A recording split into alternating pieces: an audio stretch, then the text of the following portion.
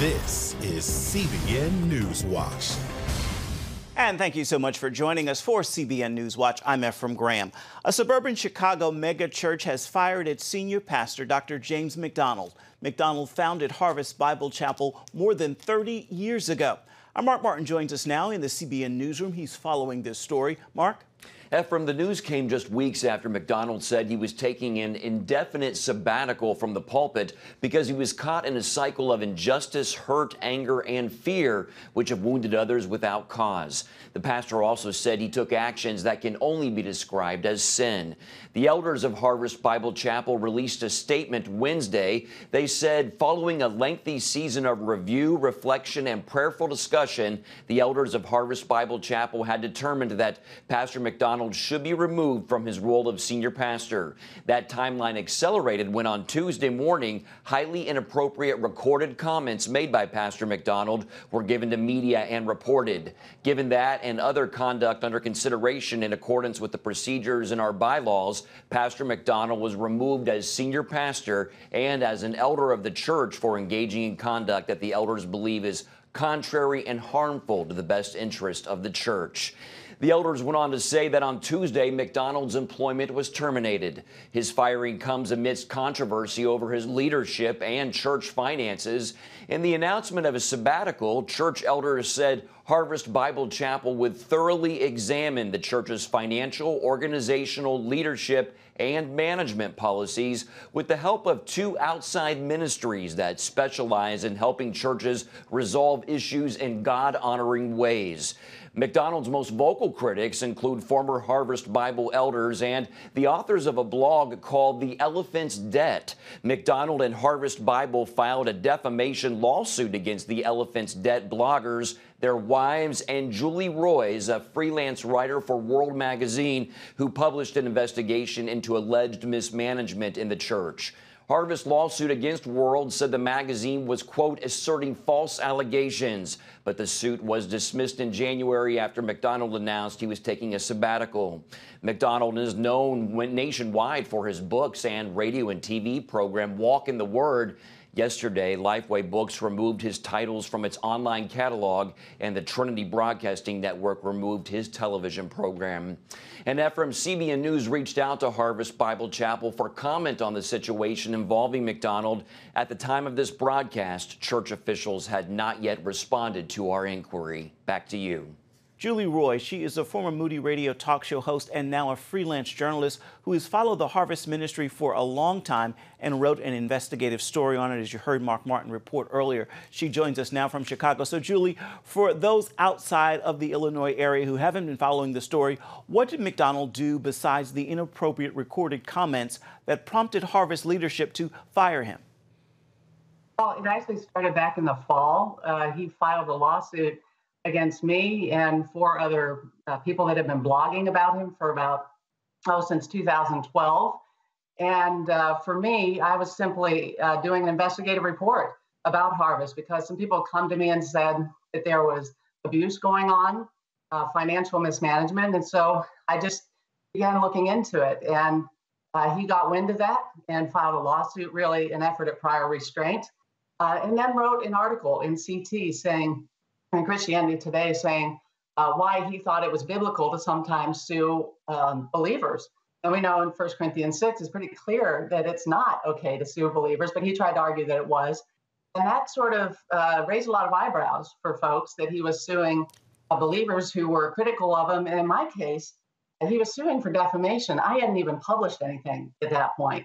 And so that started it. And then I continued my reporting and did report an article for World Magazine that came out then in December that talked about financial mismanagement. For example, McDonald had a Walk in the Word ministry, which is a broadcast ministry, and had raised money for that and said that all of the partners that gave to that all the money would go to buy airtime. But then I discovered that he had actually used Walk in the Word money to buy a deer herd up at Camp Harvest, a camp that Harvest has up in Michigan. So there was some of this unusual using of money. Then he said he was downsizing from a very large house that he had. And I discovered that he hadn't downsized. He had actually upsized into a 60 almost 6,900 square foot mansion with a 10-car garage and more than 2,000 square foot basement. And then again, the question became, well, where's that money coming from?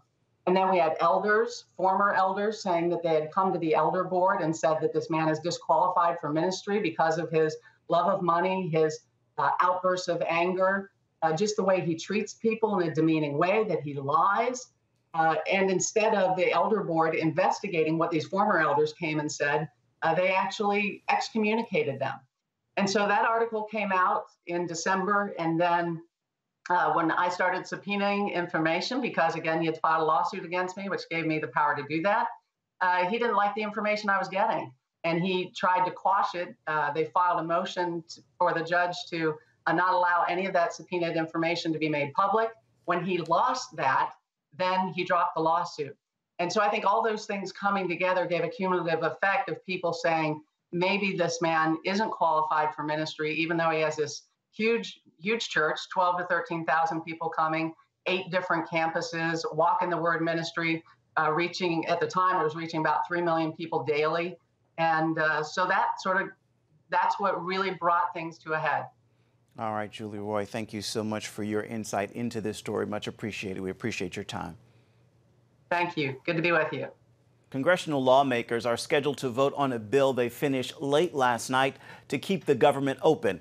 But with so little time between now and then, there's concern they will not be able to fully review the 1,200-page document to know what's in it. The bill includes nearly $1.4 billion for a wall. That's enough for about 55 miles. That's much less than the president's request, but it also includes a $1.7 billion increase in funding for the Department of Homeland Security for items like new technology at ports of entry. The deal will also cut the number of immigrant detention beds from about 50 to 40,000. Press Secretary Sarah Sanders says President Trump isn't happy about much of the deal.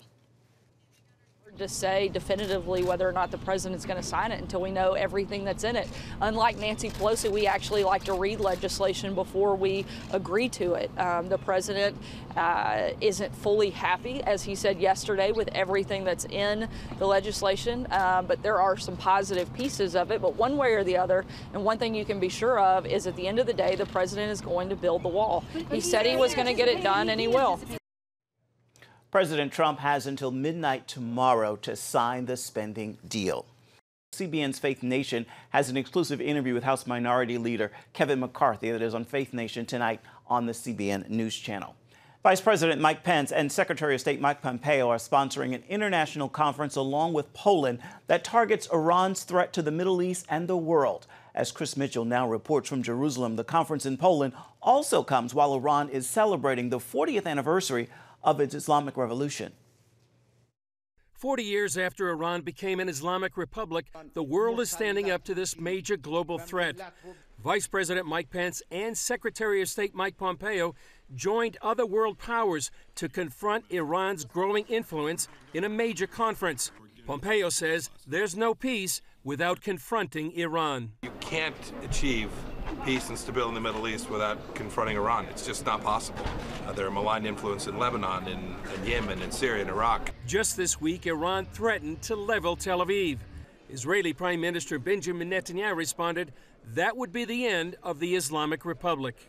I don't ignore the threats of the Iranian regime, but neither am I intimidated by them. If this regime makes the awful mistake of trying to destroy Tel Aviv and Haifa, it will not succeed. However, this would be the last anniversary of the revolution that they celebrate. They should take this into account. Iran at first dismissed the conference, but when a deadly terror attack killed dozens of Iran's Revolutionary Guards, the regime suggested the world powers are behind it.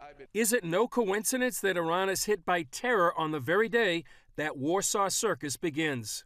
Netanyahu said the conference marked a first, with Israel standing alongside its Arab neighbors in the Middle East. Yesterday was a historical turning point.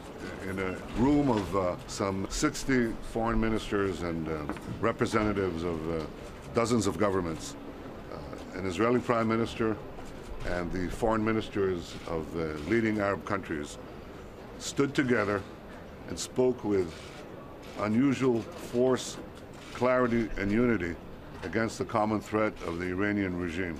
Those attending the conference in Poland want to stop Iran's expansion in the Middle East and blunt the leading sponsor of terror in the world. Chris Mitchell, CBN News, Jerusalem. Rabbi Yekel Eckstein's daughter says the week since her father's death has been difficult, but wants to assure supporters of the International Fellowship of Christians and Jews that her father's important work will continue. Eckstein says the calling God placed on her father's heart 36 years ago, he's also placed on hers. She wrote to supporters, "I share his dedication to building bridges between Christians and Jews. Under my leadership, the fellowship will continue to be a trusted partner in effectively bringing biblical prophecy to fruition." She says around a year ago, the board of directors named her president-elect so she would automatically take leadership when her father was no longer in position. Eckstein's asking Christians and Jews to pray for the fellowship's work as she and others continue to fulfill her father's legacy. Pope Francis is urging global decision makers to help address poverty and hunger in rural areas by engaging the local population as, quote, responsible architects of progress. He was addressing an annual session Thursday of the International Fund for Agricultural Development. It's a United Nations agency dedicated to ending poverty and hunger in rural areas of the developing world. The Pope said that it was necessary to invest in the innovation and entrepreneurial capacity led by local people to transform the rural landscape, eradicate malnutrition, and to promote sustainable development. The theme for the meeting was rural innovation and entrepreneurial spirit. Coming up, we remember the devastating murders 4 years ago by the Islamic State on a group of 12 Coptic Christians. Stay with us. CBN presents The I Wills of God, your path to overcoming fear and anxiety. We're going to talk about some of the incredible promises God has made to His children. In Pat Robertson's newest teaching, you'll discover the I Wills of God. I will rescue him, protect him, answer him, be with him in trouble, deliver him, honor him, satisfy him with long life, show him my salvation, and see amazing stories of God's promises in action. What I felt was loved and treasured. God spared my life twice in 3 days. The good Lord had given me a second chance. Break free from stress and despair. The Lord doesn't want you to live in fear, but to know the rewards given to those who love God. Call 1-800-700-7000 or visit CBN.com. The I Wills of God, your path to overcoming fear and anxiety. Hello, I'm Terry Meeuwsen. Did you know there are more than 148 million orphans in the world today? 148 million. But it was 3 little girls that taught me about the plight of orphans. My husband and I spent nearly a month immersed in the daily activities of a Ukrainian orphanage as we waited to adopt 3 sisters. I saw firsthand the utter loneliness, the pain of rejection, and the overwhelming desire to be loved. That experience changed me forever. And out of it grew a ministry from my heart called Orphan's Promise. Today, we're helping orphans and vulnerable children in more than 50 countries worldwide. Thousands of children are now in safe homes. They're being educated, and they're learning life skills. I'm asking you to join with me and become family to these children. Will you call the number on your screen right now? Because every child deserves a chance to be happy. Insight into today's events, news you don't get anywhere else, and inspiring stories of hope. Now you can share them with your friends. Go to CBN.com to I Saw It on the 700 Club for a fast, easy way to share your favorite videos. 4 years ago, Islamic State terrorists paraded 21 Coptic Christians down a Libyan beach and beheaded them. 20 of them were migrant laborers from Egypt. Their gruesome murders remind us of the dangers Christians around the world face each day for following Christ. The new book, The 21, A Journey into the Land of the Coptic Martyrs, tells their story. Author Martin Mosebach says Western Christians who face growing hostilities in their countries can learn from the example of the Egyptian martyrs and families. It was not that were not houses of mourning, that were not houses of pity, of lamenting, of regretting, of asking for revenge. Everybody who is concerned with the destiny of Christianity should look to Egypt and learn exactly how a church should be under those circumstances. And for more on this, senior international correspondent Gary Lane joins us now. So, Gary, we know you met with some of the families, and they're in their homes in Upper Egypt shortly after these murders. What surprised you most? You know, everyone was just so shocked by this. It was horrific, wasn't it? But when I went down to the homes and I met with some of these martyrs, or the families of the martyrs, I was surprised. I was shocked to see that they weren't sad. They weren't in a perpetual state of mourning. They were actually joyful, and their faces glowed, Ephraim. I found that hard to believe. It's like, what's going on? If that had happened to me, and that had been one of my family members that had been beheaded, and I saw the video of that, I wouldn't get over that quickly. Indeed not. So what did they tell you? Well, they told me they were proud of their family members because these men had an opportunity to deny Christ. And they did not deny Christ, and they were proud of that. They said, look, they were loyal to the end, and they were an example for all of us. So they were very pleased about it, actually. So why were the 21 men in Libya, and why did ISIS kill them? Well, they were there for work. They needed the work. The average Egyptian in Upper Egypt, Christian, makes maybe $10 a day if they're lucky. These men were being paid $45, $50 a day in Libya. So they went there as a group. They were all living together. And the reason they were kidnapped is initially ISIS wants to kidnap people to gain money. They did that in Syria. They did that in Iraq. But then they decided, okay, these men, we'll try to get them to convert. They refused, so they killed them. Now, the Egyptian government, we know, built a new church there in honor of those martyrs. How did Christians respond? Oh, people were elated. The family members were elated to think these are just poor people. They're very simple people living in a rural area, and they were just elated to find out that the government actually built a new church in honor of the martyrs and their family members. So what has changed for Christians in Egypt since the death of the 21? There have been some churches built, but not enough. And so churches are still not being built. Christian girls are still being kidnapped by Muslims and forced to convert to Islam. Christians are still second and third class citizens in Egypt. They have to pay a jizya tax. They don't have many opportunities there. It's a very tough life. Indeed. And how should we be praying for them? Well, we need to pray for them daily. Pray that God will give them strength to endure the suffering that they are under in Egypt. Indeed, Gary. And that there will be more openness there to Christianity. Amen to that. Share their faith. Absolutely. Sure. Program note for you, you can certainly catch more of Gary's interview with Martin Mose-Bach on The Global Lane. That show airs tonight at 9:30 Eastern on the CBN News Channel. Up next, what new faith-based classes are making their way into schools? Stay with us for this story.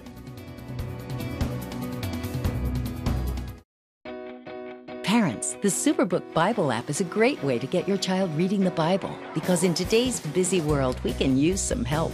The free Superbook Bible app has fun stuff your kids will love. They'll have a blast learning the Bible, playing great games, watching cool videos, discovering heroes in the Bible. They'll have fun while they learn God's Word. The Superbook Kids Bible app, available now. Life. It's meant to be lived fully. Jesus said it. I came to give you life. Life to the fullest. Life in your family. Life in your finances. Life in your body, mind, and spirit. Life in your everyday.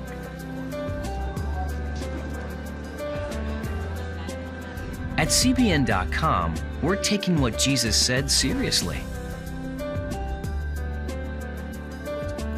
We're here to help you discover life. Life. Live it fully. CBN.com.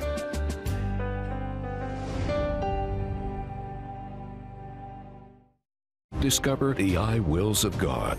I will rescue him, protect him, answer him, be with him in trouble, deliver him, honor him, satisfy him with long life, show him my salvation. What I felt was loved and treasured God spared my life twice in 3 days. The good Lord had given me a second chance. Call 1-800-700-7000 or visit CBN.com. The I Wills of God, the latest teaching from Pat Robertson.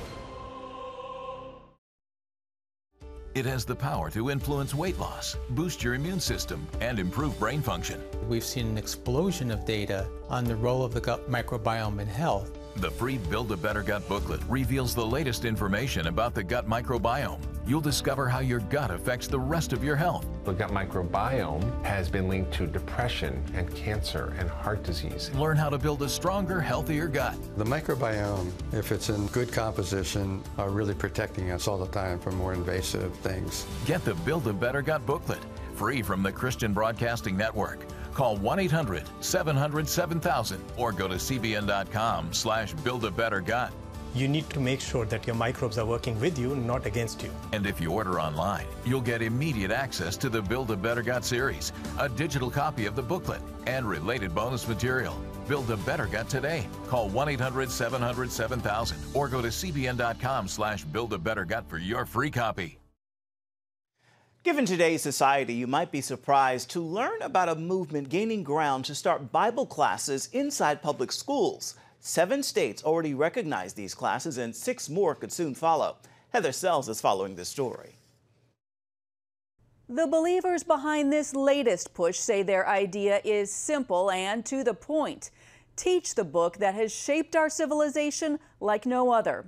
Who in the world would want to ban or censor one of the top 5 impactful books in all of history? Former Congressman Randy Forbes is helping to lead the charge. His Congressional Prayer Caucus Foundation has joined other Christian groups to promote religious freedom legislation at the state level.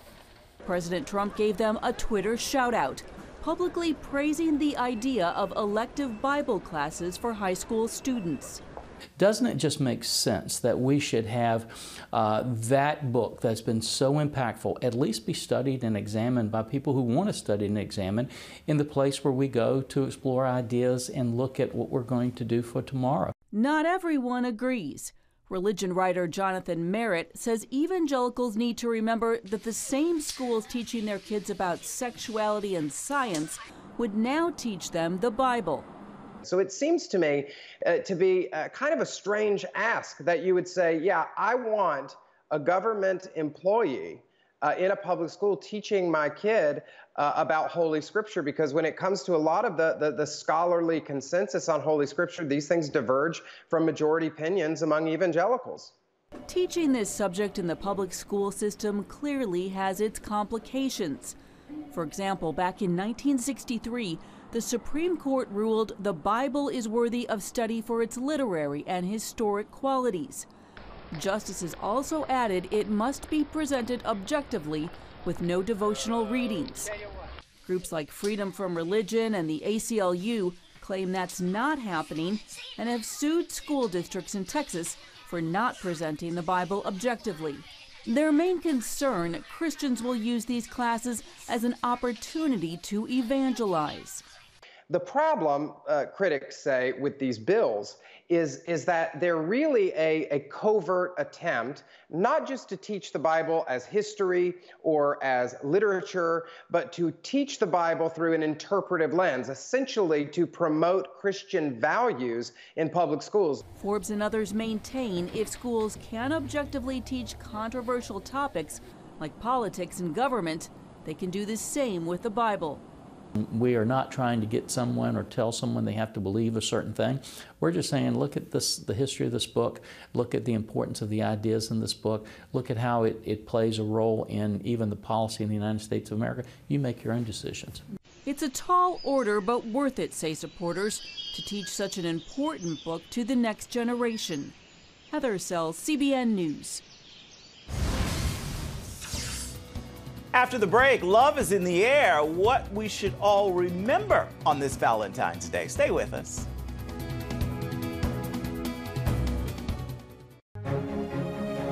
When you give, smiles grow bigger. When you care, homes are happier. When you comfort, the hurt goes away. When we all come together to love, miracles happen.